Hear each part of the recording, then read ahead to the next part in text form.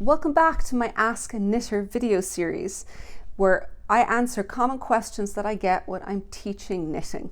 So today we're going to take a look at how you can take a sweater like this, or a pullover one-piece sweater, and modify it into a cardigan.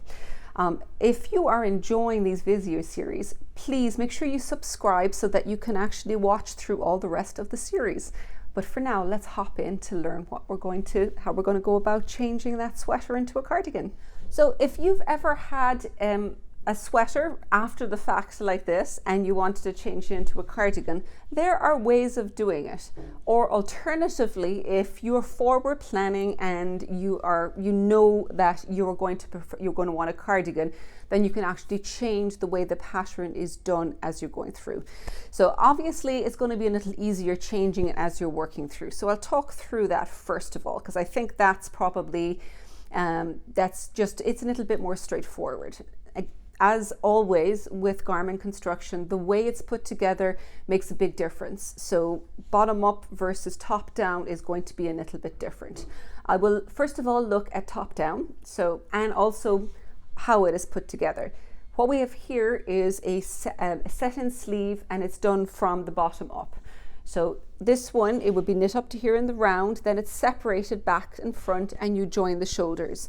If you wanted this to be knit flat, you would either do it in pieces, or you would just have it where you'd have an opening here and you're going to knit everything in rows rather than in the round. If you are doing that, also bear in mind that you're going to want to put some kind of a button band in. Either if it's going to be knit at the same time, it will mean that you're actually making it a little bit longer so that it can overlap so you'll knit.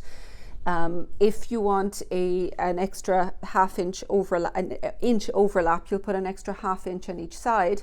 But what happens more often is you're going to be putting the button band in afterwards, and in that case you leave whatever width of button band you want in the middle. So you've got a 1-inch button band, you leave 1 inch opening there. So this one would be pretty straightforward to do from the bottom up, except for the fact that you're changing the way brioche would work. But other than that, the construction is going to be the same. You could do it in one piece, opening here back and forth, up to here. When you reach that point for a circular neck, what you're going to have is you'll still bind off stitches just on one side, and then you'll just work the directions over here, and you'll bind off the stitches over here, and you'd work the directions there. The top of the shoulder on the Easker one here is going to be a 3-needle bind off, so that'll be the same. It's going to work the very same. Just the biggest difference is you're doing one side at a time. Everything is worked flat rather than the round, and you need to keep in mind whether what you've got, whether you're going to want a buttonhole opening in here. If you want to kind of keep learning a little bit more about all of the different ways you can modify garments, make sure you subscribe, because we've got a whole series on Ask a Knitter, which is going to answer as many questions as you can throw at me, basically. So make sure you pop those questions up in the comments as well. So if there's something you've always wanted answered, that we can kind of get to it. So that would be like the big difference here is working a pattern flat rather than the round. So make sure you can do that, bearing in mind whether you've gotten the buttonhole space there when you're putting it in. So if it's top down, it's going to have some of the same kind of things you'll think about. But for this one, if it was just done across here, what you'll probably have is you'll work across the back here, do it straight down to here, and then when you come to the front, you'll just pick up maybe one side at a time, or even both together, that you can work down. Again, leaving enough opening in the middle here, but you're basically kind of separating each part out so that you're dividing what's happening in each front.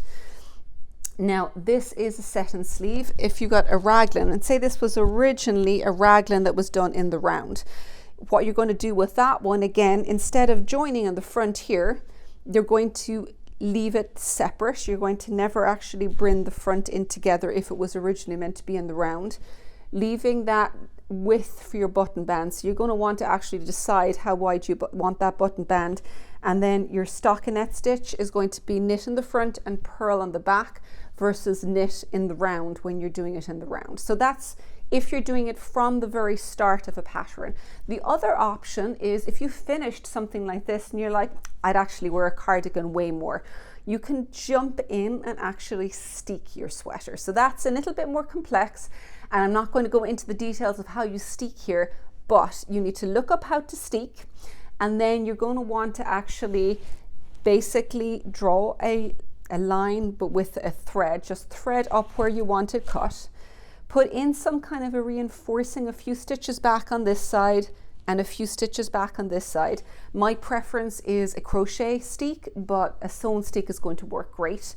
Then you cut up there and you'll pick up the button band back behind where you put your reinforcement so that it can fold, and then you can just create the button band to close it in. So that part that I was talking about where you leave a gap for the button band, you're effectively going to be creating that because of the fact that where you've steeked will fold back, and then you'll fill that in with that button band.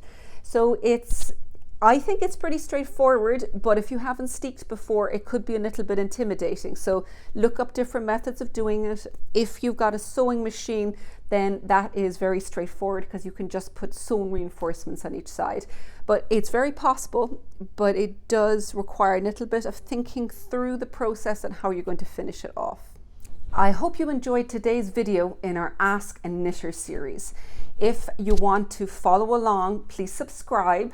And the next one coming up is going to be how you can modify a sweater or the shapes that work well for a larger bust size. Please make sure you subscribe, and thank you for watching.